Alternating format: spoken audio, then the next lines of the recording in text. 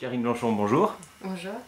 Alors après la publication aux éditions L'Harmattan en 2009 d'un premier ouvrage général consacré au cinéma de Madagascar, pourquoi écrire une biographie sur le réalisateur malgache Benoît Ramanbi?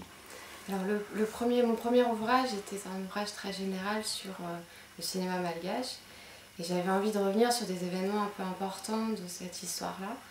Et Benoît Ramanbi est le premier et jusqu'à présent le seul réalisateur malgache qui a remporté un prix au FESPACO. Le FESPACO étant le festival le plus important de cinéma africain. Et puis moi quand j'ai commencé à travailler sur le cinéma malgache, j'ai eu un coup de cœur pour son premier film qui était L'Accident. Et donc j'ai eu envie d'en savoir un peu plus sur l'homme qu'il était et aussi sur l'artiste. Alors qui était-il? Alors Benoît Ramanbi, il est né en 1947 pendant l'insurrection malgache contre les autorités coloniales. Et peut-être que naître dans ce contexte si particulier lui a donné ce caractère un peu insoumis qui fait qu'il a toujours voulu faire du cinéma et qu'il s'est toujours battu pour faire des films, même si les producteurs lui disaient très souvent non. Voilà, lui, il continuait et il se battait pour faire des films. C'est ce qui le rend aussi très intéressant.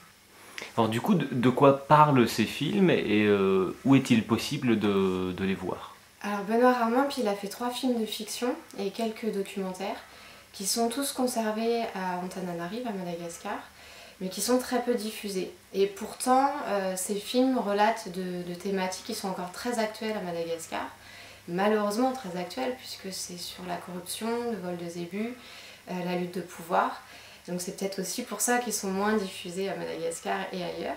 Mais moi j'avais envie avec ce livre de lui rendre hommage en fait, de rendre hommage à cette ténacité et puis de rendre hommage aussi à son talent parce qu'il était certes rebelle mais il était aussi extrêmement talentueux.